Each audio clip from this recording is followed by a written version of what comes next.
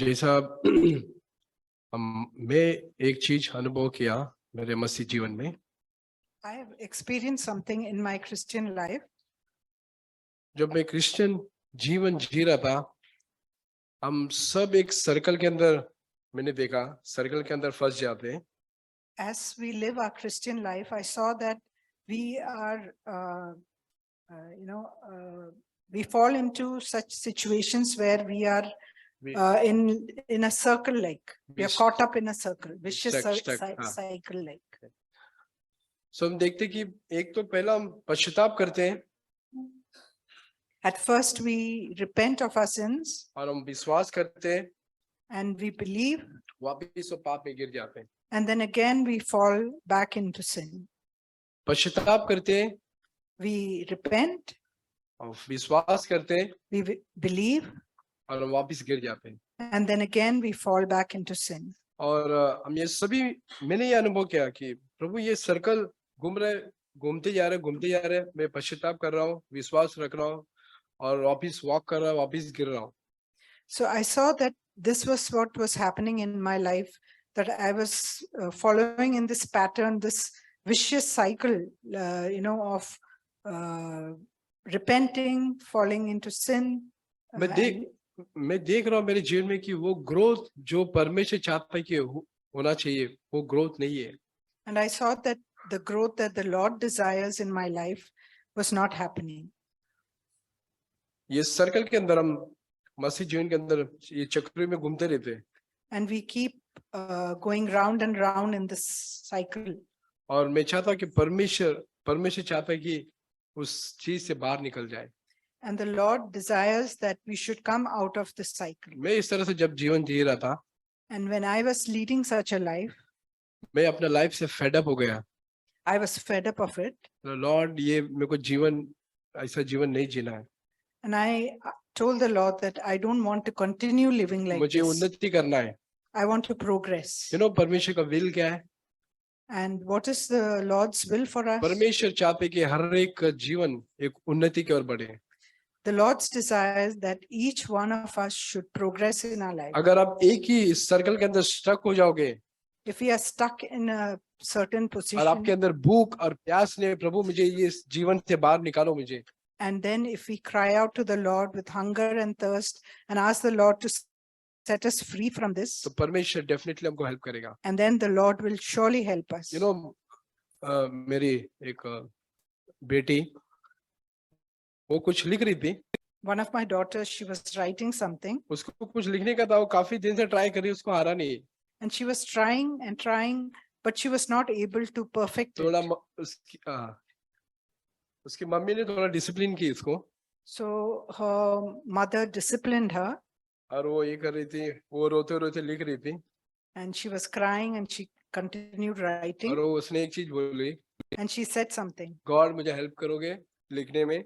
and she cried out to God saying, Lord, will you help me to write? तो वो जब मैं सुना, खाली इतना मेरे को बहुत ये हो गया। When I heard that, it touched my heart. तो हम देखते कि परमेश्वर, जब भी हम पुकारेंगे, परमेश्वर हमेशा रेडी है कि हेल्प करे। So whenever we call out and cry out to the Lord, He is willing to help us. और परमेश्वर, अगर हम उस सर्कल के अंदर है, तो परमेश्वर हमको चाहता है कि उससे बाहर निकाले। And if we are stuck in this cycle, the Lord wants to set us free from that. और परमेश्वर का आपको पता है क्या विल है, हम किस तरह से जिए? And do you know what is God's will for our lives? Proverbs chapter 4, We see that in Proverbs chapter 4. नीति वचन 4 उसका 18 में लिखा है। Proverbs 4 verse 18. Proverbs नीति वचन 4 उसका 18 में, Proverbs 4 and verse 18. परंतु धर्मियों की चाल उस चमकती हुई ज्योति के समान है, जिसकी प्रकाश दोपहर तक अधिक और अधिक बढ़ता जाता है। But the path of the righteous is like the light of dawn that shines brighter and brighter until the full day. परमेश्वर की ये इच्छा है। This is the Lord's will for our lives. हम इस चीज को देख, मैं बोला, लॉर्ड मुझे हर दिन ऐसे जीवन जीने के लिए मदद करो। I ask the Lord to help me to live my life in this manner. इस 2023 के अंदर मैं प्रभु आपको आपके अंदर मैं इस तरह बढ़ना चाहता हूँ, धीरे धीरे शाइन होना चाहता हूँ। I want to increase like the sun increases its brightness, यीशु मसीह के जैसा बनना चाहता हूँ और भी and I want to become more and more like Jesus. मेरे बातों में, In my words, मेरा दिन भर जीवन में, day-to-day living, मेरा गुस्से में, मैं गुस्सा जब करता हूँ तो किस तरह मैं यीशु मसीह के जैसा करता हूँ कि मेरा खुद का ऐसा कर रहा हूँ। and even when I'm angry, do I show my anger in the way Jesus would? So हमको धीरे धीरे हमको बढ़ना है इसमें। So in this way, the Lord wants us to progress. और Day by day. परमेश्वर हमको इस चीज के लिए हेल्प करने के लिए तैयार है। And the Lord is willing to help us. और कॉन्डेमनेशन मत करो कि अरे यार इतना हायर लाइफ में कैसे जी सकता हूँ। And let's not condemn ourselves saying that why I'm not able to reach this. You know, good news ये है कि तुम मत करो, लेकिन परमेश्वर चाहता है कि तुम्हारे अंदर करना चाहता है। Let's not struggle in this area, but let's believe that God's desire for us is that we should मैं इन progress. दिनों में मैं एक चीज अनुभव कर रहा हूँ कि पर मैं कोई भी कॉन्डेमनेशन को मेरे लाइफ में अलाउ नहीं कर रहा हूँ। In these days, I do this, that I don't allow any condemnation over myself. You know, मैं प्रभु मुझे इसका मतलब ये नहीं कि प्रभु मुझे बता रहा है कुछ चीज, पर मैं देख रहा हूँ कि मुझे एनकरेज लग रहा है, ना कि discourage. So I see that the Lord is not discouraging me, but He keeps encouraging me. और मैं देखता हूँ कि प्रभु ये हायर लाइफ है, मुझे प्लीज मुझे मदद करो इस तरह से जीने के लिए। मुझे पता है मैं वो स्टैंडर्ड तक नहीं जी पा रहा हूँ, बट प्लीज मुझे हेल्प करो। वो एनकरेज मुझे लग रहा है, ना कि डिस्करेज, यार मैं वहां तक पहुंच नहीं पाया जिधर परमेश्वर चाहता है। हम कभी कभी अपने आप को नीचा सोचते हैं, कॉन्डेमनेशन में चले जाते हैं। Many times we go down into condemnation and feel that we are not able to reach that level. But I see that the Lord keeps encouraging me, and though I have not reached the level, I believe that God wants to help me to progress. वो आवाज जो तुमको कॉन्डेमनेशन में लेके जाती है, याद रखो वो शैतान की ओर से। Remember that the voice that you hear of condemnation is not from the Lord, but it is from Satan. वो आवाज जो तुमको उठाती है, आपको परमेश्वर के अंदर बढ़ाती है, वो परमेश्वर की आवाज है। The voice that lifts you up and helps you to progress, that is the voice of the Lord. मैं प्रभु को धन्यवाद करता हूँ ऐसे जीवन के लिए। I thank the Lord for such a life. और परमेश्वर चाहते हैं कि हम सब इस जीवन में प्रवेश करें। And the Lord's desire is that each one of us should enter this life. और एक जो जीवन जो मैंने, जैसा अभी हमने शीर्षक सुना कि एक विश्राम रखा है परमेश्वर ने, उस स्थान में परमेश्वर चाहती है कि उसमें प्रवेश करें। And the Lord has kept a place of rest for us, and it is the Lord's desire that we should enter that rest. You know, rest जो हम विश्राम बोल रहे हैं, विश्राम का विपरीत क्या है? What is the opposite of rest? कोई बता सकता है? Can anybody say? विश्राम का विपरीत क्या है? What is the opposite of rest? मेरा आवाज आ रही है? अशांति, अनरेस्ट, या बोल सकता हूँ एकदम बेचैनी होना। Yes, The opposite of rest is unrest. तो हम देखते हैं कि परमेश्वर नहीं चाहते कि हम अनरेस्ट में रहे। परमेश्वर चाहते हैं कि हमेशा 24 आवर्स हम रेस्ट के अंदर रहे। The Lord does not want us to live in unrest. He always wants us to be restful and peaceful. और मैं चाहता हूँ कि वो जीवन, वो रेस्ट के अंदर मैं हमेशा ऐसा रहो। मैं मेरे अंदर डिजायर है, लॉर्ड मुझे ऐसा जीवन दो। And this is my desire too, that Lord, I should always dwell in a place of rest. और हम देखते कि एक जो विश्राम जो परमेश्वर ने मोसेस के द्वारा नियम दिया था कि तुम विश्राम में के दिन पवित्र मानो, हम देखते हैं उसमें एक्सोडस में लिखा है 31 में। We see that through Moses, God had given a law saying that there should be a day of rest, and we see that in. और हम देखते कि बहुत डिफरेंट है पुराना नियम का जो विश्राम है, नया नियम का विश्राम में। And we see that there's a lot of difference in the old covenant rest and the new covenant rest. We see that in Exodus. Exodus उसका 31 हम 12 से अगर 18 में पढ़ेगा, उसमें परमेश्वर ने नियम दिया है।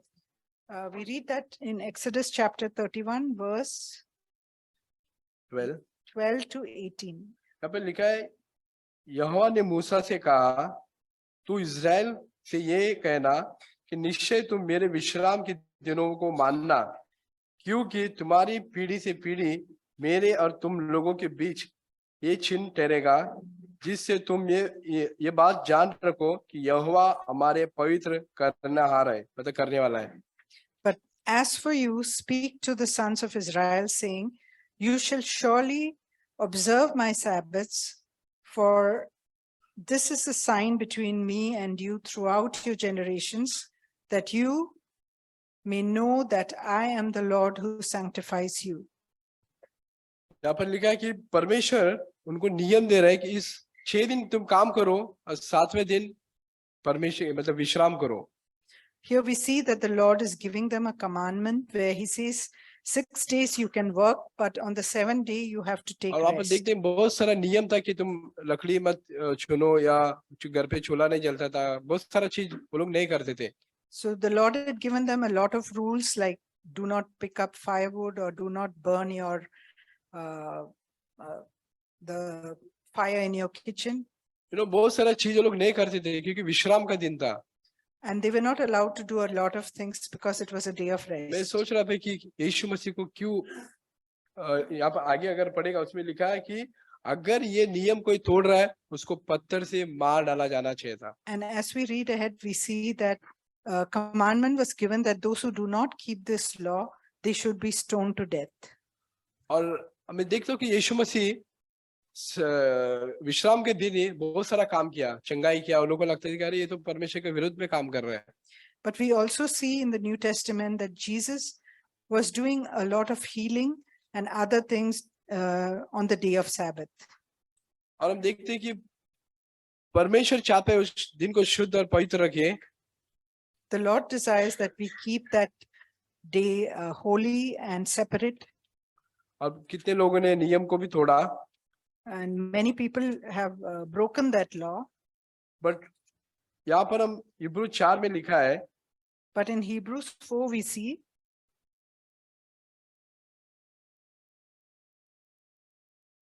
इसमें लिखा है इसलिए जब इब्रू 4:1 में, इसलिए जबकि उसके विश्राम में प्रवेश करने की प्रतिज्ञा अब तक है तो हमें डरना चाहिए, ऐसा ना हो कि तुम में से कोई उनमें से रहित जान पड़े। Hebrews chapter 4 verse 1, therefore let us fear lest while a promise remains of entering his rest, any one of you should seem to have come short of it. या अगर कहीं ना कहीं बीच में से लिखा है परमेश्वर गुस्से में आकर उनको बोला कि तुम मेरे विश्राम में प्रवेश नहीं करोगे। And we also see that the Lord in his anger spoke to Israel and said that you will not enter my rest. लेकिन यहाँ पर ऑथर बता रहा है कि आगे वचन में लिखा है कि वो हम उस विश्राम में प्रवेश किए हैं। We see that the author of this book is saying that we have entered that rest. लिखा है कि 2 में लिखा है क्योंकि हम उन्हीं की नाई सुसमाचार सुनाया गया, पर सुने वचन से उन्हें कुछ लाभ नहीं हुआ क्योंकि सुनने वाले के मन में विश्वास के साथ नहीं बैठा। And verse 2, for indeed we have had good news preached to us, just as they also, but the word they heard did not profit them because of it was not united by faith in those who heard it. और हम देखते कि आगे लिखा बता रहा है कि तुम विश्वास के द्वारा, उसमें लिखा है कि हम जिन्होंने विश्वास किया उस विश्राम में प्रवेश करते। And in verse 3 it says that we who have believed enter that rest. तो हम यहाँ पर ऑथर खुद बता रहे हैं कि मैं उस विश्राम में प्रवेश कर चुका हूँ। So here the author is saying that we have entered into that rest. और 9 में लिखा है 4:9 में, सो जान लो कि परमेश्वर के लोगों के लिए सब्बत का विश्राम बाकी है। But in verse 9 it says that there remains therefore a Sabbath rest for the people of God. और 10 में लिखा है क्योंकि जिसने उसके विश्राम में प्रवेश किया उसने भी परमेश्वर के नाई अपने कामों पर पूरा करके विश्राम किया। And verse 10, for the one who has entered his rest has himself also rested from his works as God did from his. See, ये हमको हो सकता है हमको समझ में नहीं आएगा, बट ये चीज इतना ब्यूटीफुल लाइफ है अगर इस जीवन में हम प्रवेश करेंगे। यहाँ पे लिखा है कि परमेश्वर ने 6 दिन काम किया, 7वें दिन आराम किया, सेम उसी तरह तुम अपने कामों से आराम करोगे। मतलब काम क्या, हम अपने आप को शुद्ध करने के लिए, अपने आप को पवित्र करने के लिए हम कोशिश कर रहे हैं, अपने आप को यीशु मसीह के जैसा बनने के लिए कोशिश कर रहे हैं, बट वहां पर बता रहे कि ऐसा नहीं है। बट परमेश्वर उस दिन को तुम विश्राम रखो, तो परमेश्वर को काम करने दो हमारे जीवन में। So this is a difficult point to understand, but if we understand this, like this verse says that the Lord worked for 6 days and on the 7th day he rested. In the same way, just as we, when we struggle to become holy and to be turned into his likeness, we don't have to do all that. The Lord works in us to do this work in और us. यहाँ पर लिखा है कि विश्वास के द्वारा, And we see here that through faith, विश्वास के द्वारा उन्होंने प्रवेश किया। that they entered through faith.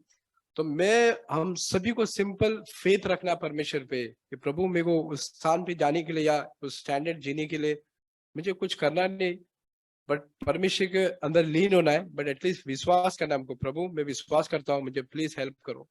So in the same way, we also need to trust in the Lord that he will do this work in us, and we have to lean in on him and trust in him that he will do this work.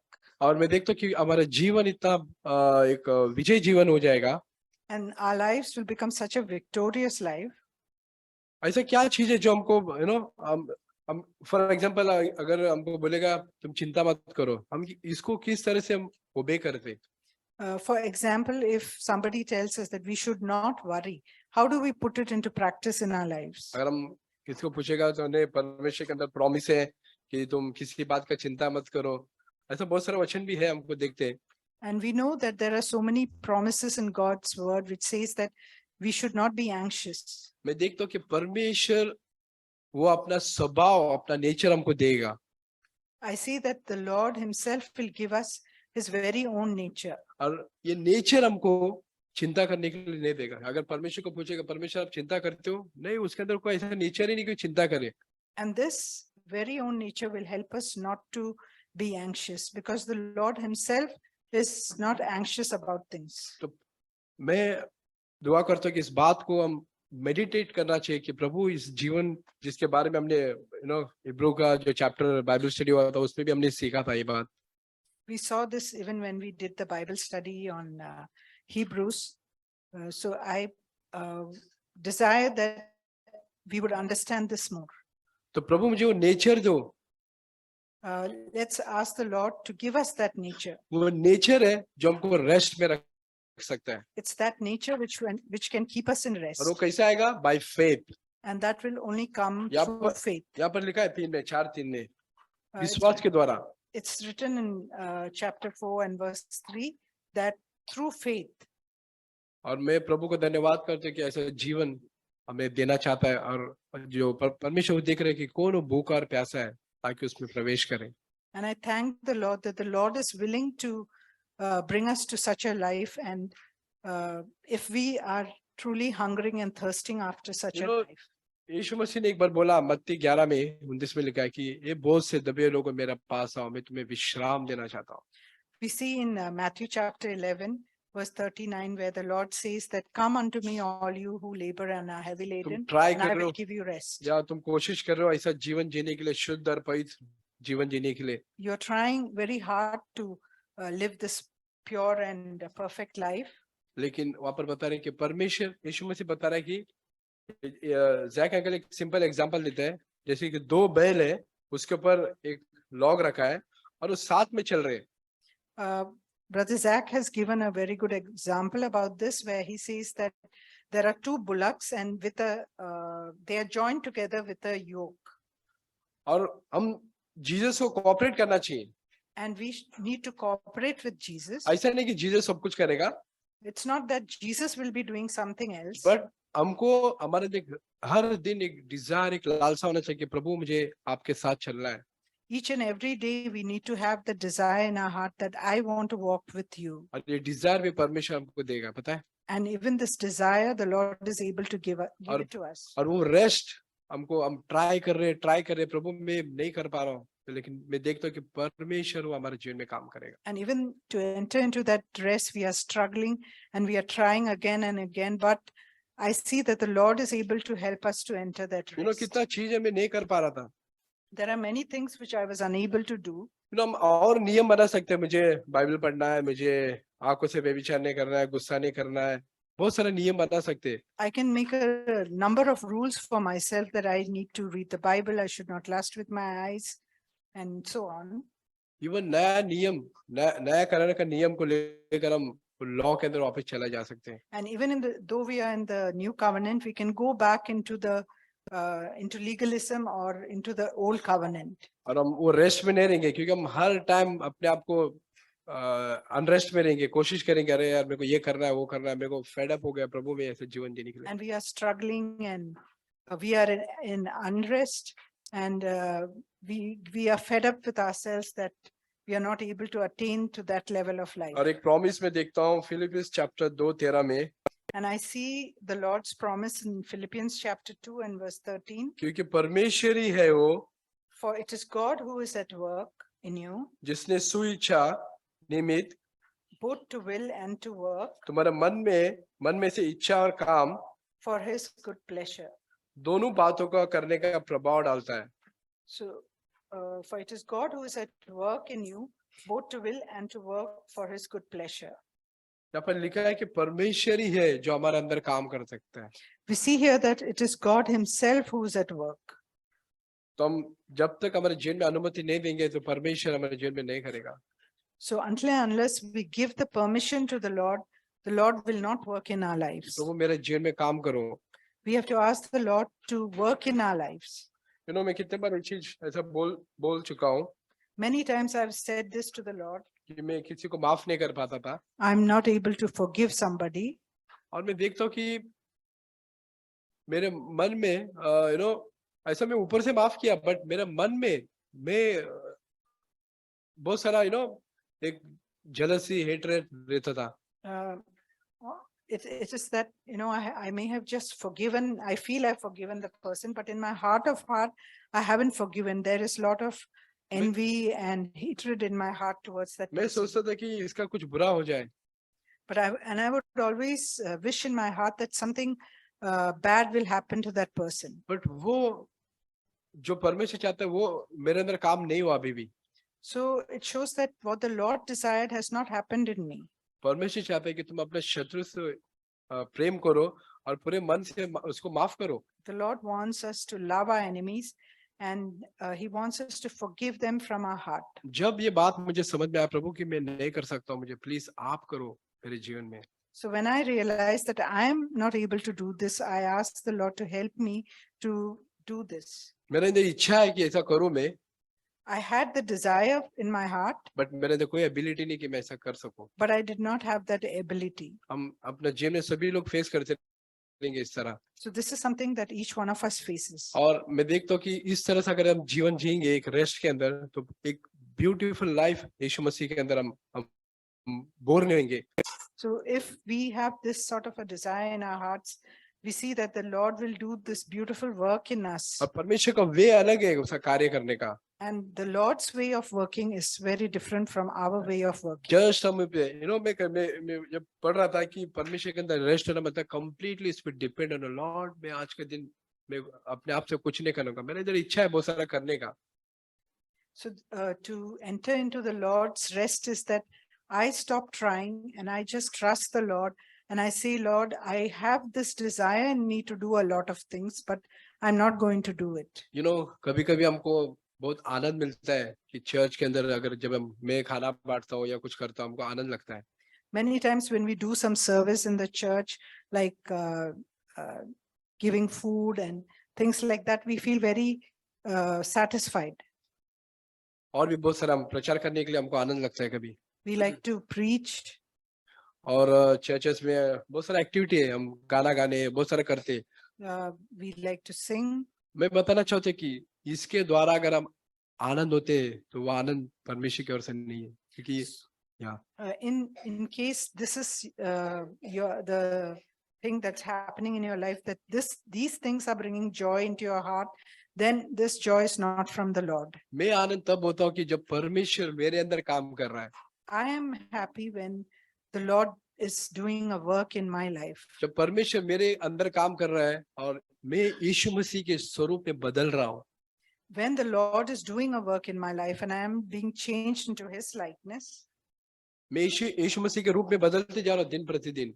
and day by day I am being changed into his likeness. जब मैं shot और hallelujah में बोलता हूँ, When I can shout out praises to the Lord, मैं प्रभु को धन्यवाद करता हूँ इस चीज के लिए। I am thankful to the Lord. एक बार मैं जैसे मैंने बताया था, एक बार मैं मेरा गाड़ी पार्क किया था Once when I parked my vehicle, और उस गाड़ी पे ना वो लोग तंबाकू या कुछ खा के ना पूरा ऐसा थूक दिया था।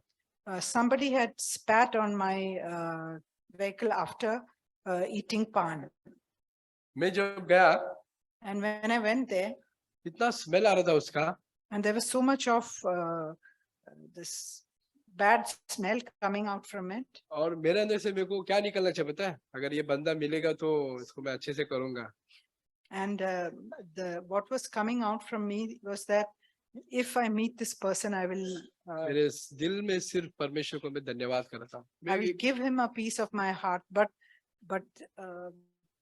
मेरे दिल में सिर्फ परमेश्वर के लिए धन्यवाद निकल रहा था। But at that time, I saw that there was only thankfulness rising up in my heart towards the Lord. मेरे को बहुत सरप्राइज लगा, मैं प्रभु ये धन्यवाद कैसा निकल रहा है? And I was surprised, how was this happening?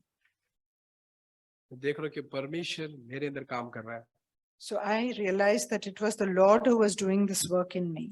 और मैंने कोई स्ट्रगल नहीं किया, इसको माफ करना है, मुझे ये करना है, जाने जाए प्रभु के विरोध है, ऐसा नहीं। So and I saw that I was not struggling to forgive this person. जब परमेश्वर हम सभी को, परमेश्वर जब हमको नेचर देगा, हमको स्ट्रगल करने का कोई जरूरत नहीं करेगा। When the Lord imparts his nature in us, then we will not have to struggle. और ये अमेजिंग लाइफ है मेरे प्रिय भाइयों। And this is an amazing life.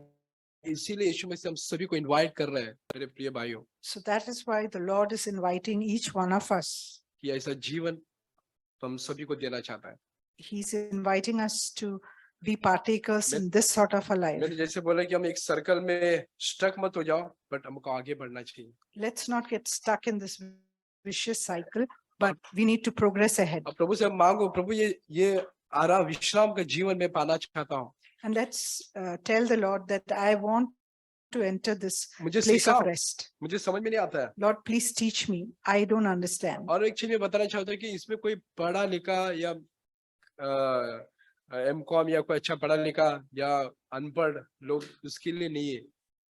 So for this, you don't need very high qualification. You don't have to be an MCOM or literate for this. अगर आप zero भी पढ़े, Even if you are uneducated, you're illiterate, तो उसके लिए भी है। this is for that person अगर also. आप PhD है, उसके लिए भी है। If he's a PhD, even it's even for that और person. एक चीज बताना चाहता हूँ, दोनों भी मिस कर सकते हैं चीज को, But these two also may miss the mark. क्योंकि परमेश्वर उन्हीं के अंदर काम करता है। एक लेवल, एक ग्राउंड है जब परमेश्वर उसी के अंदर काम करता है जो दीन और नम्र है। Because the Lord only works at that level, in the heart of a person who's humble of heart. एक वचन बताना चाहता हूँ। I'd like to share a word.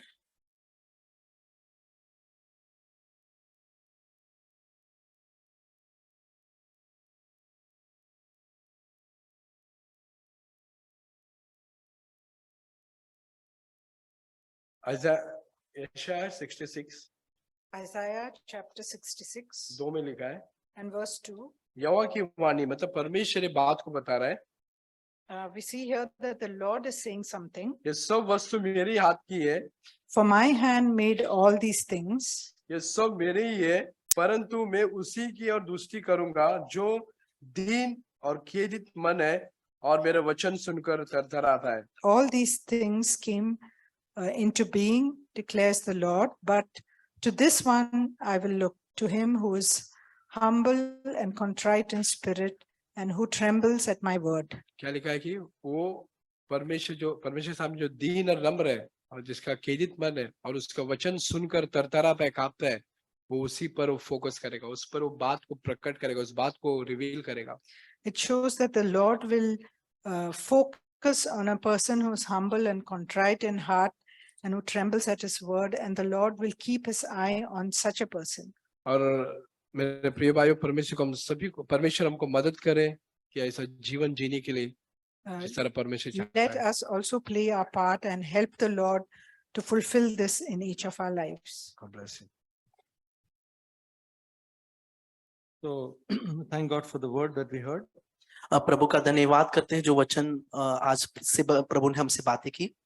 So the Bible says that the things which are written in the Old Testament are for our example. और Bible कहता है जो पुराने नियम में लिखा गया है वो हमारे एक उदाहरण के लिए लिखा गया है। So we learned some things from which are written in the Old Testament for our instruction. तो जो कुछ भी पुराने नियम में लिखा गया है वो हमारे उपदेश के लिए हम वो सीख सकते हैं। So what we heard today is a very important message. और जो हमने आज सुना था वो बहुत ही महत्वपूर्ण वचन हमने सुना है। And this message is because of a revelation on that. और ये संदेश इसीलिए आया क्योंकि इसमें एक प्रकाशन दिया गया था। See, some things can come from the head and some things can come from the heart. कुछ चीज हमारे दिमाग से आती है और कुछ चीज हमारे हृदय से आती है। This thing about entering into God's rest has to come as a revelation for us. और जब ये हमने बात सुनी कि परमेश्वर के विश्राम में प्रवेश करना वो हृदय से आया हुआ बात है। See, if you read in Joshua chapter 1 verse 13, अगर हम यहोशू का पहला अध्याय उसका 13वां वचन पढ़ते हैं, Joshua chapter 1 verse 13, it says, remember the word which Moses the servant of the Lord commanded you, saying, the Lord your God gives you rest and will give you this land. जो बातें यहोवा के दास मूसा ने तुमसे कही थी कि परमेश्वर कि तुम्हारा परमेश्वर यहोवा तुम्हें विश्राम देता है और यही देश तुम्हें देगा, उसकी शुद्धि करो। So God had promised Abraham that the land of Canaan will be belonging to him. और परमेश्वर ने अब्राहम से वायदा किया था कि कनान देश वो तुम्हारे लिए होगा।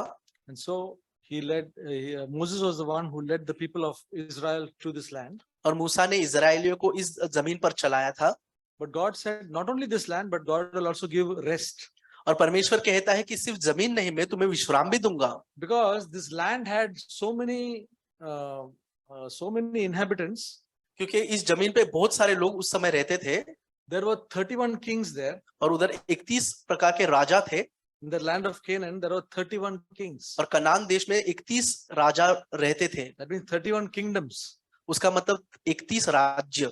And there were many giants. और बहुत सारे दानव थे। Huge giants. और बहुत ही ऊंचे दानव थे। So when the 10 spies went there, और they saw the spies, they saw the giants. और 10 जो गुप्त तरीके से भेजे गए थे, उन्होंने इन लोगों को, विशेष जो लोग थे लंबे चौड़े दानव, उनको देखा। So suppose these Israelites had gone into the land of Canaan with the kings and the giants there. और सोचो ये इजराइल लोग उस समय जाते थे जब राजा थे और दानव भी वहां थे। Their life would not be peaceful. तो उस समय उनके हृदय में शांति नहीं होती थी। The kings had to be removed out, the giants had to be removed out.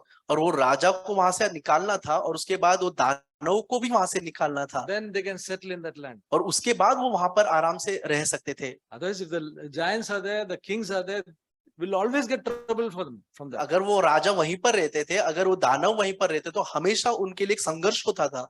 So this is a picture of our life. और ये एक उदाहरण है हमारे जीवन को लेकर। God wants us to bring us to a land of Canaan. और परमेश्वर हमें कनान देश की ओर लेके जाना चाहता है। A land of rest in our Christian life. और ऐसा जमीन जहां पर हमें शांति और विश्राम होगा हमारे मसीह जीवन को लेकर। Just as God chose Israel as a special people. और जैसे इजराइलियों को परमेश्वर ने एक विशेष लोगों करके चुना था। He has chosen us as a special people when we have given our lives to Christ. और वैसे ही उसने हम सबको भी चुना जब हमने अपना जीवन परमेश्वर को सौंपा था। So now he wants to give us rest. और अब वो हम सबको विश्राम देना चाहता है। But brothers and sisters, just like those kings and giants, in our lives, there are so many of these things, and it is not physical kings, but it's our weaknesses. और वैसे ही राजा और दानव हम सबके भी मसीह जीवन में आत्मिक तौर पर हम देखा जा सकते हैं। वो शारीरिक तौर पर नहीं होगा, लेकिन वो आत्मिक तौर पर हो सकता है। See, we can say that these kings are jealousy and anger and bitterness. और हम कह सकते हैं ये राजा दूसरे के प्रति जलन रखना, गुस्सा करना और हम दूसरे के प्रति कड़वाहट रखना हो सकता है। Unforgiveness, तो दूसरे को क्षमा नहीं करना हो सकता है, gossiping, और दूसरे के विरुद्ध में कुछ बड़बड़ करना, या so many things. और ऐसे बहुत सारे बातें हैं। Okay, we know what are the things which are trying to pull us down. और हम खुद जानते हैं कि कुछ बातें जो हमको खुद नीचे खींचती है, And some of them are like giants. और कुछ लोग दानव के समान है। Okay, some of them are not so strong, but some of them are very strong in our life. कुछ लोग कुछ चीज हमारे जीवन में ज्यादा ताकतवर नहीं है, लेकिन कुछ चीज जरूर ताकतवर होगी हमारे जीवन Say में। for instance, we have the habit of talking ill about people. सोचो कि एक उदाहरण के तौर पर हमारे अंदर ऐसी आदत है कि हम दूसरों के विषय में बुरा कहते हैं। We cannot stop that, but we always something or other we want to speak something negative about people. हम उसको रोक नहीं सकते, लेकिन हमेशा कहीं ना कहीं हम किसी के बारे में बुरा हमारे मुंह से निकलता ही रहता है। In my life, it was there. ये मेरे जीवन में भी ऐसा ही था, I'm not saying it is fully gone, और ऐसा नहीं कहता है पूरी तरह से चले गया, but it was anytime I want to speak about something, some negative thing would come out. और कुछ ना कुछ मैं किसी के बारे में कहना तो कुछ बुरा ही मेरे मुंह से आता था। So these are like giants and like kings trying to rule us. ये दानव के समान है और राजा के समान है जो हमारे ऊपर अधिकार जताते हैं। But God wants, just as God removed those 31 kings and those giants, और जैसे परमेश्वर ने 31 राजाओं को और दानवों को वहां से निकाला, I'll show you how it says. Okay, if you read Joshua chapter 12 verse 24, अगर हम यहोशू अध्याय 12 का 24 वचन पढ़ते हैं, Joshua chapter 12 verse 24, it says, the king of Tirzah won, and in all 31 kings. So here we see that 31 kings were there. और हम 24 वचन में देख सकते हैं यहोशू 12 के 24, और एक तीरसा का राजा, इस प्रकार सब राजा 41 हुए, So 31 हुए। so there were the list of the kings, and there were totally 31 kings. और यहाँ पर राजाओं के नाम लिखे गए हैं और 31 राजा थे। Then when we read Joshua chapter 11 और जब हम यहोशू का 11 अध्याय पढ़ते हैं, and verse 21 and 22, उसका 21 और 22, then Joshua chapter 11 verse 21 and 22, then Joshua came to that time and cut off the Anakim. Anakim is the giant from the hill country, from Hebron, from Debor, from Anab, and from the hill country of Judah, and from all the hill country of Israel. Joshua utterly destroyed them with their cities. There was no Anakim left in the land of the sons of Israel, only in Gaza, in Gath, and in Ashdod, and some remained. और हम यहोशू अध्याय 11 उसका 21 और 22 पढ़ते हैं। उस समय यहोशू ने पहाड़ी के देश में आकर इब्रोनी, दीबार, अनाब, वरन, यहूदा और इजराइल दोनों के सारे पहाड़ी देश में रहने वाले अनाकियों को नष्ट किया। यहोशू ने नगर समेत उनका सत्यानाश कर डाला। इजराइल के देश में कोई अनाकी न रह गया था, केवल अज्जा, गत और अशदेद में कोई रह गए। So, and verse 23 says, the last line says, thus the land had rest from war. और 23 में आखिरी शब्द ऐसे कहते हैं, और देश के को लड़ाई से शांति मिली। Yeah. So, in all these fights against the kings and the giants, it was not by their strength. और यहाँ पर हम देख सकते हैं, यहाँ पर जो उन्होंने लड़ाई युद्ध किया वो अपने ताकतों से नहीं किया। It says in Joshua chapter 10 verse 42, और जोशुआ अध्याय 10 के 42 वचन में ऐसा लिखा है। Joshua chapter 10 verse 42, you can see these verses, wonderful verses. और ये अद्भुत वचन को आप देखना, यहोशू अध्याय 10 के 42 वचन में। And Joshua captured all these kings and their lands at one time, because the Lord, the God of Israel, fought for Israel. इन सब राजाओं ने को उसने देश समेत यहोशू ने एक ही समय में ले लिया, क्योंकि इजराइल का परमेश्वर यहोवा इजराइलियों की ओर से लड़ता था। So it was not by the strength of the Israelites that they defeated the kings and the giants. और ये ऐसा नहीं था कि इजराइलियों के सामर्थ्य से उन्होंने राजा और दानवों को हराया था। It was the Lord God who fought for them. और ये ऐसा है कि परमेश्वर ने उनके लिए लड़ा था। Brothers and sisters, similarly for us also, by our strength we cannot quit bitterness and anger and anything. भाई और बहनों, हमारे लिए भी ऐसे ही, हमारे अंदर भी जो राजा के समान, दानव के समान जो गुस्सा है, कड़वाहट है, बुराई है, उसको हम निकाल नहीं सकते हैं। whatever is our problem, by our strength, we cannot overcome it. कुछ भी समस्या होगी हमारे जीवन को लेकर, लेकिन हमारे ताकत से हम उसे बाहर नहीं निकाल But सकते। just as the Lord God fought for Israel, he will give us victory. और जैसा परमेश्वर ने इजरायलियों के लड़ा, वो हमें भी जयवंत करेगा। We name that particular sin and say, Lord, I want victory over this. उस पाप का आप नाम लेकर प्रभु से कहे, प्रभु मुझे इस पाप पे जयवंत होना है, And the Lord will give. और परमेश्वर आपके लिए करेगा। Just as he removed those kings and the giants, he will give us. जैसे उसने राजा और दानव को निकाला, वो हमारे लिए भी करेगा। And just as he gave them rest, he will give us rest. और जैसे उसने उन्हें विश्राम दिया, वो हमें भी विश्राम See, देगा। when we come to rest, when all these things we are always falling, we don't fall like that. और जब हम विश्राम में आएंगे, तो जब हम ये पापों में गिरते रहते, वैसे हम नहीं गिरेंगे। God has given us grace परमेश्वर ने हमें अनुग्रह दिया है to overcome these giants. इन दानों के ऊपर जयवंत होने के लिए, Then we have a rest. और तब हमारे अंदर वो विश्राम हम देख पाएंगे। That is the time, that is the place that all of us are called to. और ऐसे एक स्थान पर परमेश्वर ने हम सबको पुकारा के बुलाया है।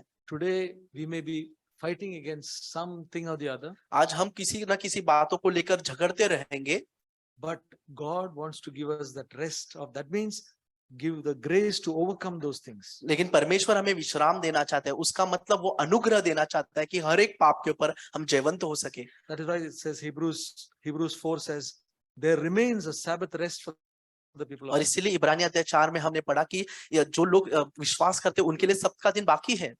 So what we heard today is something that we should experience in our life और जो कुछ भी आज हमने सुना, वो हम सबको अपने जीवनों में अनुभव करना and जरूरी ask है। God to give us a revelation on that, और हम परमेश्वर से प्रार्थना करें कि प्रभु हमें और प्रकाशन दे उसको लेकर, and He'll bring all of us into that rest. और हम सबको उस विश्राम में आप लेकर आए। Then Christian life will become very interesting. और तब हमारे मसीह जीवन बहुत ही उत्साहित होगा। Whenever Vijay comes and says, I am excited, I am exciting, he keeps on saying, और जब भाई विजय जब भी आते हैं, वो कहते हैं कि मैं बहुत ही आनंदित हूँ, मैं बहुत ही उत्साहित हूँ। that is the experience. और that यही we तो will have. अनुभव है। Amen. का वचन का अधीन होने वाला स्त्री होना चाहती हूँ। मुझे बिल्कुल पसंद नहीं है यहाँ आके कोई वचन शेयर करे, फिर भी पवित्र आत्मा कभी ऐसा पुश करता है, किसी से जो बातें नहीं होता है, तो मुझे ऐसा लगता है बहुत पुश होने के बाद मैं यहाँ आती हूँ। I come here when the Spirit leads me to come here, and I do not like to share the words on my own. So when Spirit has led me, I have come here. जैसा भाई विजय ने कहा था, धर्मी का चाल चलन दोपहर के धूप की तरह चमकते जाएगा। Like Brother Vijay shared that the path of righteous will shine bright. तो मेरे जीवन में मैंने जब देखा था, मेरा जीवन को बहुत पहले से मैं जांचते हुए आई मसीह जीवन में। So I have tested my Christian life, and I have seen it in my life. मैं बहुत ही अंधकार में थी। I was in darkness, जब मैंने चेक किया वचन के through, and I checked it through the words of God. तो परमेश्वर ने कई बार मुझे कहा है, वचन जब मेरे हृदय में आया तो मैंने ऐसा लिया है, हम लोगों को बड़े बड़े आंखें डाल के और उनके अंदर जो बुरी अच्छी भी बात है, हम बुरी तरीके से बड़ा बड़ा रीति से देखते हैं। God has told me this several times and through His word that we look at others and we widen our eyes and see all the wrong things in them. इसलिए हमको सब चीजें और सब लोग बहुत ही अजीब और बड़ा तरीका से, अच्छी चीज भी है, अच्छी बात भी है, हम बुरी तरीका से उसे ले लेते हैं। That's why we look at people, we look at others, and we only see all the bad things, even if there is good things in them. और मैं सेम ऐसा ही थी। And even I was the same. मैं हमेशा question करती थी खुद को, मसीह होके क्यों ऐसा? I used to question that I am a Christian and why am I like this? मेरे बारे में नहीं, दूसरों के बारे में, वो लोग मसीह होके क्यों इस तरीका से कर रहे हैं?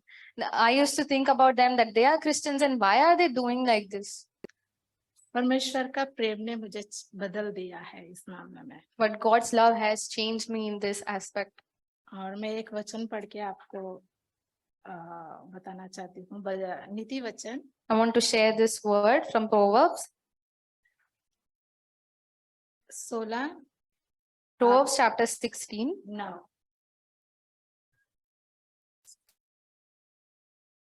Proverbs chapter 16 and verse 9. The mind of man plans his way, but the Lord directs his steps. Hindi में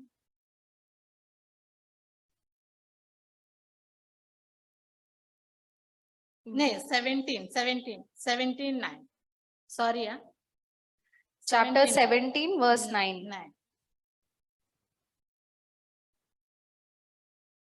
जो दूसरे का अपराध को ढांप देता है, वह प्रेम का कोशिश करता है, परंतु जो बात की चर्चा बार-बार करता है, वह परम मित्रों में भी खून कराता है। पवित्र आत्मा ने मुझे ये शब्द बहुत ही जोर का बात किया है। Holy Spirit has stirred me up with this word. तुम दूसरों को प्रेम नहीं कर सकती है। You cannot love others. मैं बोला ये तो शैतान की आवाज है, क्यों नहीं कर सकती हूँ? But I thought that this is Satan's word. Why cannot I love others? फिर पवित्र आत्मा ने मुझे बहुत मदद किया है और यीशु को देखने के लिए। Then Holy Spirit helped me to see Jesus, उसने कैसा प्रेम किया, how he loved others. उसने सारे संसार की मानव जाति का पाप को अपने प्रेम में डाल दिया है। He covered all the sins of the mankind with his love. तो मैं जब कलीसिया में लोगों को देखती हूँ, मैं उस तरीका से देखूं। So now when I look at others, when I look at the fellow brothers and sisters, I look at them. मैंने यीशु के सामने निर्णय किया और कहा, प्रभु मैं इस बात को मेरे जीवन में लेना चाहती हूँ। I looked to the Lord and I told him that I want to take this word into my life. और मैं उसी तरीका से करने लगा। मैंने किया है मेरे जीवन में And और I मैं कह सकती हूँ And I have started doing that in my life, and I can say that जो कोई मेरी प्रति बुरा बोला है या सोचा है, उनके लिए मेरे हृदय में प्यार और बढ़ा है। whoever has hurt me, whoever has thought bad about me, I have more and more love for them now. और कल बाइबल स्टडी में सैम ब्रदर भी बोल रहा था, अपने आप को साबित करने के लिए मत जाना। And yesterday, Brother Sam also shared that don't try to prove yourself. तो परमेश्वर का वचन ने मुझे ये सिखाया है, तब वैसा करेंगे। तो और एक वचन हम पढ़ते हैं यहाँ पे, नीति वचन 16 Proverbs 7. chapter 16, 7 verse 7. When a man's ways are pleasing to the Lord, he makes even his enemies to be at peace with him. क्या है, जब हमारा बिहेवियर, हमारा चाल चलन परमेश्वर को पसंद आता है, तो हमारा शत्रुओं को भी हमारा मित्र वो बना सकता है। So here it's written that if our ways are pleasing to the Lord, even our enemies will be our friends. तो परमेश्वर का वचन हमारे लिए एक मार्ग की तरह दिया है, तब जाके हमारा मसीह जीवन दोपहर की सूरज की तरह शाम तक, हमारा शाम वो ढलते हुए भी एकदम शाइन रहती है, जब उगती है एकदम शाइन रहता है, और ढलते हुए सूरज भी हम देखते हैं। कितना सुंदर से हम पिक्चर भी खींच के रखते हैं मोबाइल में, तो वो सुंदर दिखता है, उसकी सुंदरता खोता नहीं है। वो सुंदरता इसीलिए है क्योंकि हमारा लाइफ एक सुंदरता दिखना चाहिए परमेश्वर की तरह, यीशु की तरह। तो हमको हमारी इस फैमिली में हर एक का जब गलती दिखता है और अधिक प्रेम करो और उस गलती को ढांकने की कोशिश करो। यदि उसको उठा के हम देखने को लगता है तो दुष्ट है हमारा अंदर, वो प्रवेश करने के लिए कोशिश कर रहा है, तब So जाके even- हमारी sorry. So the God's ways are like the light that shines through the sun in the morning, in the afternoon, and even in the evening, and how bright it shines and how wonderful it is to look at it. In the same way, our life, our ways should be like that. The way that should please the Lord and to be friends with our enemies. क्योंकि ये मेरा जीवन में मैंने किया है और उसका प्रतिफल मैंने पाया है, तो इसलिए मैं कह सकती हूँ। And I have seen this in my life. I have applied this, and I have also seen the fruit of it. और हमें परमेश्वर सिखाता है, And the Lord teaches us. नीति वचन में लास्ट में लिखा है एक औरत के बारे में The last chapter in Proverbs और 36 वचन 36 कौन सा चैप्टर लास्ट 31 36 नहीं 27 मेरा 36:27, हाँ, 31:27. हम्म, She looks well to the ways of her household and does not eat the bread of idleness. क्या है तब जाके भले आदमी हो या औरत हो तब जाके हमारा मुंह क्या है एक दया का वचन हमारा अंदर से वो निकलेगा वो है परमेश्वर का बहता हुआ झरना तो वो हमारा अंदर अपने आप आ सकता है जब हम परमेश्वर के वचन को फॉलो करें So when we follow the Lord's word, our mouth, our spirit, our heart will flow the springs of living water. भाई विजय से एक उत्तेजन देने वाली वचन We have heard से बात किया आज। we have heard an encouraging message from Brother Vijay. सो जब मैं यीशु में नया था नौजवान था एक वचन में हमेशा याद रखता था। When I was a young Christian, I used to remember this verse, Matthew 11:29 Matthew 11:29. और 28-29 में लिखा है ये सब परिश्रम करने वाले और बोझ से दबे हुए लोग मेरे पास आओ मैं तुम्हें विश्राम दूंगा। Verse 28 and 29. Come to me, all who are weary and heavy laden, and I will give you rest. 29 मेरी जुआ अपने ऊपर उठा लो और मुझसे सीखो क्योंकि मैं नम्र और दीन हूं मन में और तुम अपने मन में विश्राम पाओगे। Verse 29. Take my yoke upon you and learn from me, for I am gentle and humble in heart, and you will find rest for your souls. तीसरी वचन क्योंकि मेरी जुआ सहज और मेरा बोझ हल्का है। Verse 30. For my yoke is easy and my burden is light. तो यीशु मसीह यहाँ पर सारे लोगों को नहीं बुलाते हैं। So here Jesus doesn't call everyone. बोझ से दबे हुए लोगों को बुलाता है। He only calls the persons who are weary and heavy laden. जब मैं यीशु मसीह को पास आया इसी तरह से आया कि प्रभु मेरे पास कोई बोझ नहीं है या कोई कुछ बर्डन नहीं है, ऐसा नहीं आया हूं। मैं अपने जीवन में हार मांगकर बोला कि प्रभु इतना बर्डन से मैं दबा चुका हूं मेरा जीवन।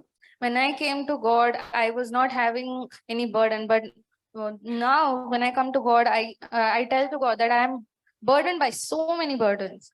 तो ये वचन यही बताते कि सभी को नहीं बुलाता है।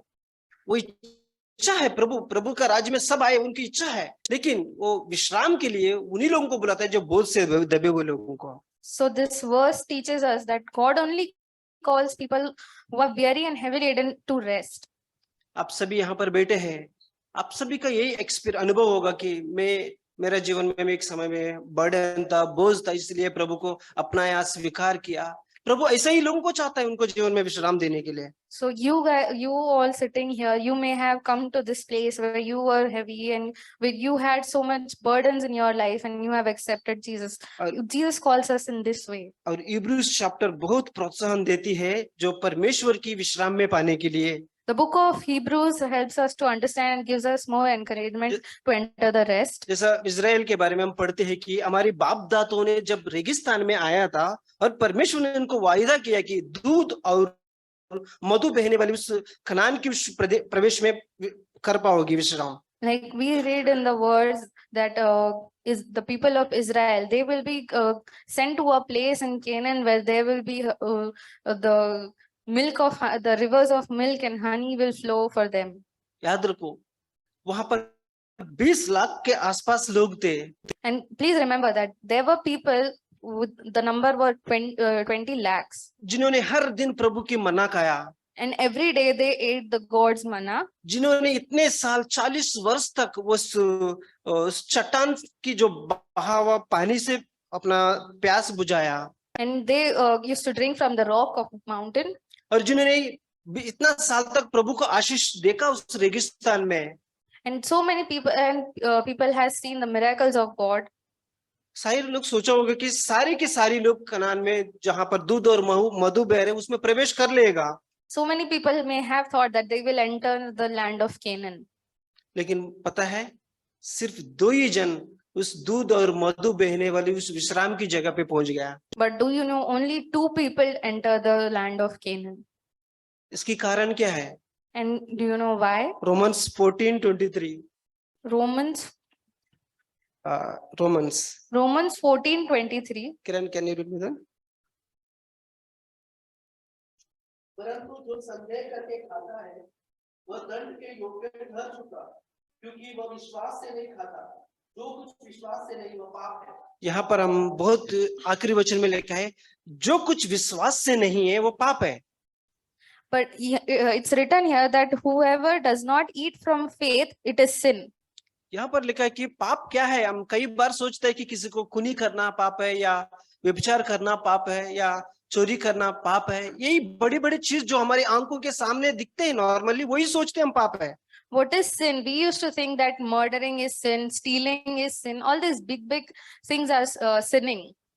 लेकिन कभी भी ये नहीं सोचते कि जो अविश्वास जो हमारे मन में है वो भी एक पाप है। But we never think that the unbelief in our heart is also a sin. देखो, आप सभी लोग यहाँ पर इतना अच्छा आराम से बैठा है इस सीलिंग के ऊपर, इस स्लैब के नीचे बैठे, क्योंकि आपको इसके ऊपर विश्वास है वो कभी नहीं गिरेगा। See, all of you are sitting here below this ceiling and you believe that this ceiling is strong. अगर कोई भी आके कहेगा कि एक सीलिंग 2 मिनट में गिरने वाले हैं, आप And- सभी यहाँ से भाग जाएंगे। And if somebody comes here and tells you that this ceiling will fall in 2 minutes, all of you will run out. हम इसलिए बैठे हैं कि क्योंकि ये कभी गिरेगा नहीं। Now we are sitting here because we know that it will not fall. उसी तरह आप जो चेयर पे बैठे हैं, आपको चेयर के ऊपर पूर्ण भरोसा है। In the same way that you are sitting on a chair, you believe you have complete faith on that chair. आप निश्चित होकर उस कुर्सी पर बैठ सकते हैं Without thinking anything, you are sitting on the chair और उस चीज के ऊपर आप पूर्ण भरोसा करते हैं। and you believe on that chair. और परमेश्वर के इस्राएल लोगों को कहते हैं, मैं आपको कनान देश में प्रवेश करूंगा, लेकिन उस चीज पर कोई विश्वास नहीं करते। God told Israel that I will make you enter into the land of Canaan, but not many people believed. कई सांसारिक चीजों पर हम आंख बंद कर विश्वास कर लेते। We believe on so many material things. एक भाई का एक उदाहरण हमेशा मुझे मजाक लगता है। वो एक भाई मुझे शेयर करता था। One brother used to share this example and I used to think that it's funny. वो भाई कहता था कि मेरे घर में फैन घूमता था That brother used to say that there's a fan in my house then that rotates. और वो बाजू में से चेयर में चढ़कर देखता था कि अरे ऊपर का कोई स्क्रू लूज हो गया, नट निकल गया, फैन गिर जाएगा, ऐसा करके वो उसको चेक करता था। फैन चल रहा था। So he once checked that fan and he climbed on the chair and he was looking for the loose nuts. कैसे अविश्वास से हमारा जीवन में राज कर लेती है। And how unbelief has control over our life. Brothers and sisters, ये हिब्रूज का वचन आप 3री अध्याय पढ़ेंगे, वहां पर लिखा है कि जब कभी आप परमेश्वर का वचन सुनते हो। In Hebrews chapter 3, you may read this verse. 2:1 वहां पर लिखा है। 2:1. For this reason, we must pay much closer attention to what we have heard, so that we do not drift away from it. यहाँ पर लिखा है कि जो कुछ आपने सुना है उस नजदीकी ध्यान रखो। It's written that whatever you have heard, you must pay close attention to जो it. कुछ वचन के द्वारा कलीसिया में सिखाया जाता है उसको ऊपर आप ध्यान लगाओ। Whatever is taught you by the word, you have to pay attention to it. और एक लिखा है, जो कुछ उद्धार प्रभु ने आपको दिया है उसको कभी भी नेग्लेक्ट नहीं करना है अपना। And it's written here that the grace you have received, you have been वचन saved, में do लिखा है, not drift away from it. इतना बड़ा उद्धार जो साल्वेशन प्रभु ने आपको मुझे दिया है, उसको मैं एक आराम से नहीं लेना चाहता हूँ। So please remember that whatever salvation you have received, don't take it lightly. और हिब्रूज 3:1 में लिखा है कि आप यीशु के ऊपर ध्यान करो। And it's written in Hebrews that you seek to the Lord. यीशु के ऊपर ध्यान करो। Seek on Lord. और हिब्रूज 3:12 में लिखा है। It's written in Hebrews और एक 3:12. वचन कोई पढ़ सकते हैं, हिब्रूज 3:12। हे भाइयों, चौकस रखो कि तुम में से ऐसा बुरा और अविश्वासी मन ना हो जो जीवित परमेश्वर से दूर हट जाए है। Take care, brethren, that there may not be any one of you an evil, unbelieving heart that fails away from the living God. जानता है यीशु मसीह इजराइल में बहुत सारा आश्चर्य कर्म करना चाहता था, Jesus wanted to do lot of miracles in Israel. लेकिन उसने खुद कहा कि आपकी इस इधर का अविश्वास को देखकर मेरा कुछ काम जो करने का था वो कर नहीं पाया मैं। And Jesus said, looking at the people, that I saw unbelieving heart and I cannot do work on here. लेकिन किसी और अविश्वासी का विश्वास देखकर वो चकित हो जाता है एक जगह पे। But he sees an unbeliever and his faith, and he is shocked. लेकिन जब अपनी खुद की लोग यीशु के पास आकर देखने लगते हैं कि उनके अंदर अविश्वास है, प्रभु सीधा कहता है कि मैं इनके अविश्वास के कारण कई काम करना चाहता था लेकिन कर पा रहा हूँ। But when Jesus goes to Israel and looks at the unbelieving heart of the people, he gets this, he does not wills to do the work. सो परमेश्वर चाहता है हम सबको एक विश्राम देना चाहता है, And God wants to give us that क्योंकि rest. परमेश्वर खुद विश्राम दिया। 6 दिन में उसने सारे सृष्टि को रचना सृष्टि किया, 7वां दिन उसने आराम किया। Because he himself rested after doing the works for 6 days. On the 7th day he rested. ये विश्राम ऐसा नहीं कि जो परिस्थितियों से बाहर नहीं है, परिस्थितियों के अंदर विश्राम है। And this rest is not to bring us out of the circumstances, but in that situation to have that rest. मैं भाई विपुल को बोलूंगा, भाई विपुल आप मेरे पास, और मैं आपके ऊपर एक 70 किलो का वजन डालना चाहता हूँ। For example, let's take Brother Vipul, and I'll call him and I'll give him 60 kilos of weight on him. भाई विपुल बोलेगा कि मैं ऑलरेडी बहुत सारा वजन उठा रहा हूँ, लेकिन अभी आप मेरे ऊपर और 70 किलो क्यों डाल रहे हैं? But Vipul will tell that I'm already carrying this burden, a lot of burdens, and why are you putting this burden on Yeshu me Masih again? कहा कि ये बोझ से दबे हुए लोग मेरे पास आओ, मैं विश्राम दूंगा, और वो कहता है कि मेरा बोझ उठाओ भी। But Jesus tells us that come to me and give me your burden and take my yoke upon you. Already व्यक्ति बोझ उठा रहा है और यीशु मसीह कहते हैं मेरा जो जुआ उठा लो अभी उसके ऊपर। Now this person is already carrying a burden, and then Jesus tells them that to take his yoke on them. क्या है, जब ऑलरेडी हम इस संसार में कई बर्डन उठाते हैं और यीशु मसीह कहते हैं मेरा जुआ अपने ऊपर उठा लो। So in this world we are carrying our burdens, a lot of burdens, and then Jesus tells us to carry his yoke. ये क्या करते हैं, ये बर्डन्स क्या करते हैं जो हमारे ऊपर जो डालते हो, क्या करते हैं? So what does these burdens do to us? हमें घमंड होने में रोकती है। It keeps us from getting proud. किसी के ऊपर हम वजन डालेंगे वो ऐसा घमंड से नहीं कटा हुआ, वो झुक जाएगा। Whoever has burden, he will not stand tall and with the pride. उसका मन में दीनता रहेगा, He will be humbled. वो नम्रता में रहेगा, He will be humbled and क्योंकि meek, उसके ऊपर बहुत सारा वजन डाला हुआ है। because he has a lot of burdens. तो यीशु मसीह उन लोगों को बुलाता है, So Jesus calls them. मेरे पास आओ, मेरा जुआ उठाओ और मुझसे सीखो, मैं मन में दीन और नम्र हूँ, और तब तुम जाकर क्या पाओगे? विश्राम पाओगे। Come to me who are heavy and laden, and I will give you rest, and I will you take my yoke upon you. So इस पर हम विश्वास करेंगे कि हमारा मन प्रभु के ऊपर, जो कुछ हमने सुनते हैं वचन कलीसिया में, उसके ऊपर मन लगाएंगे, हमारे उद्धार को हम हल्का सा नहीं लेंगे और प्रभु यीशु पर हमेशा मन लगाएंगे। And let's pay close attention to the word of God that we heard, and we not drift away from the salvation that we have received. So प्रभु हमें मदद करेगा। May God help us. I thank the Lord for what I heard today, and I would like to share from Galatians chapter 3. परमेश्वर का धन्यवाद, जो भी मैंने वचन सुना, मैं गलातियों के किताब से बांटना चाहती हूँ। We see here that just like Brother Vijay had shared, that many times we are struggling in our Christian life, trying to produce the fruits. हम देख सकते हमने जैसे सुना विजय ब्रदर से कि हम हमारे जीवन में कितना तकलीफ उठाते हैं और ट्राई करते हैं, स्ट्रगल करते हैं वो उत्पन्न करने के लिए। But just like what we heard, that the Lord wants us to enter his rest. But जैसे हमने सुना कि परमेश्वर चाहते हैं कि हम उनके आराम में आए। Because it is he who is at work in us, both to will and to do of his good pleasure. क्योंकि परमेश्वर ही हमारे अंदर वो काम करते हैं और उनका ही वो इच्छा है कि हम शांति में रहे। The salvation we obtained is by faith. जो उद्धार मिला है हमें, वो हमें विश्वास से मिला है। And just like how it says in Galatians chapter 3 and verse 1 onwards, it says, "You foolish Galatians, who has bewitched you, before whose eyes Jesus Christ was publicly portrayed as crucified? This is the only thing I want to find out from you. Did you receive the Spirit by the works of the law or by hearing with faith? Are you so foolish? Have you begun by the Spirit? Are you now being perfected by the flesh? गलातियों का किताब अध्याय 3 1 से 3 वचन। हे निर्बुद्धि गलातियों, किसने तुम्हें मोह लिया है? तुम्हारी तो मानो आंखें के सामने यीशु मसीह क्रूस पर दिखाया गया।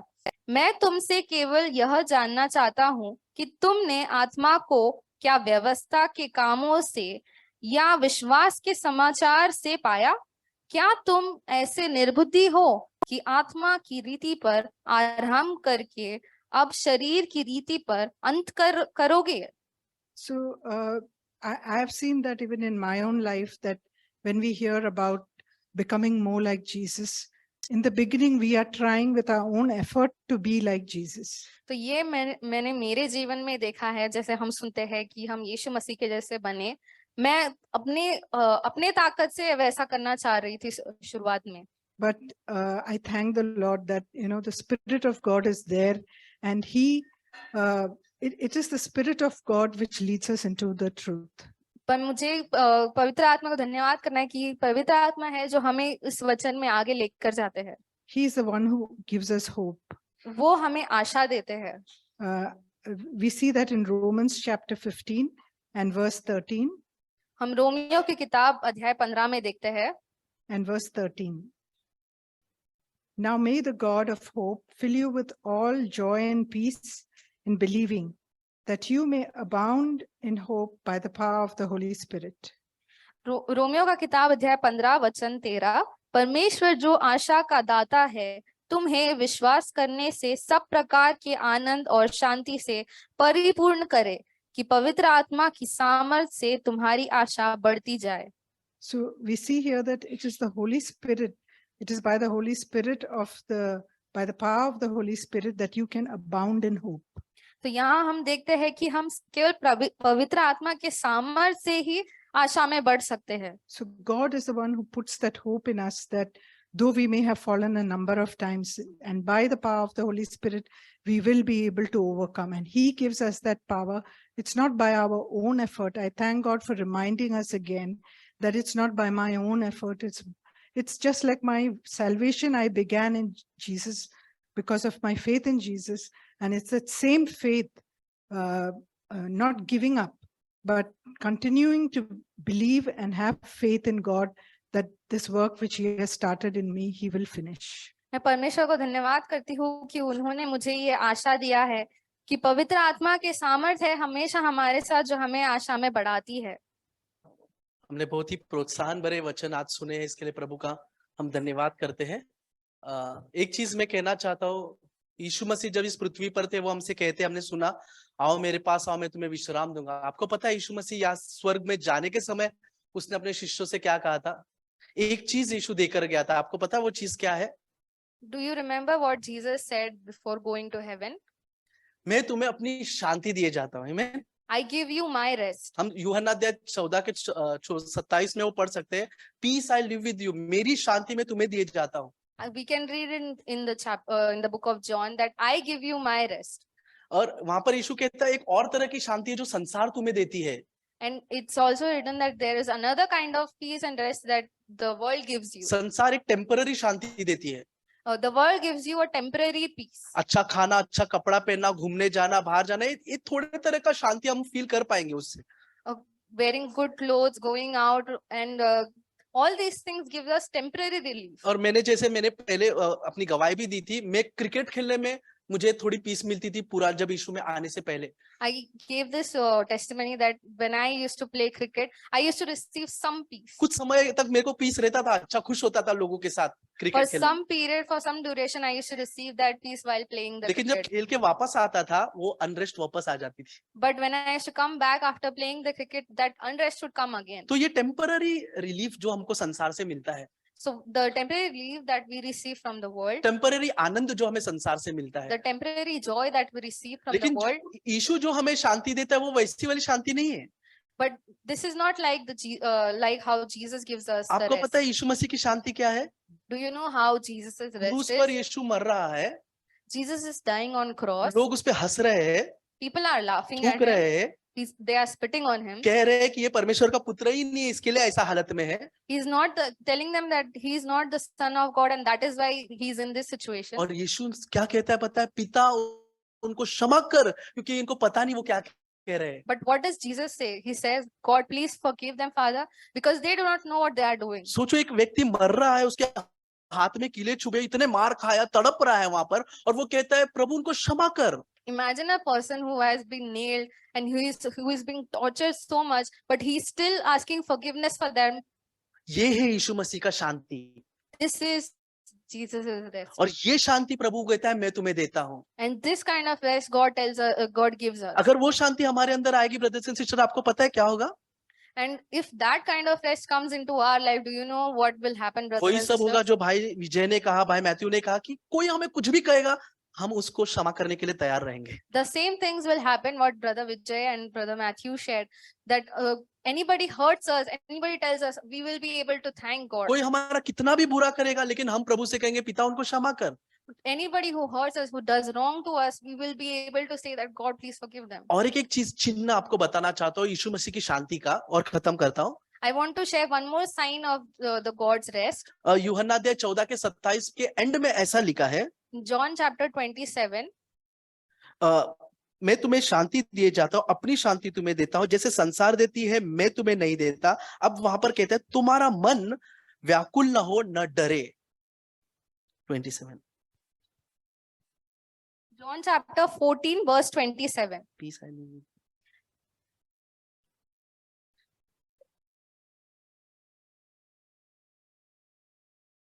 Peace I leave with you. Peace I give to you. My peace I give to you. Peace I leave with you. My peace I give to you. Not as the world gives, do I give to you. Do not let your heart be troubled, nor let it be fearful. अभी यीशु मसीह की शांति ये है जो हमारे मन को व्याकुल होने नहीं देगी। So this is God's peace. This is what Jesus, his peace gives us, that it will not trouble our heart. और वो हमें विश्राम भी देगी। And it will give us rest. वो कहता है तू नहीं डरेगा।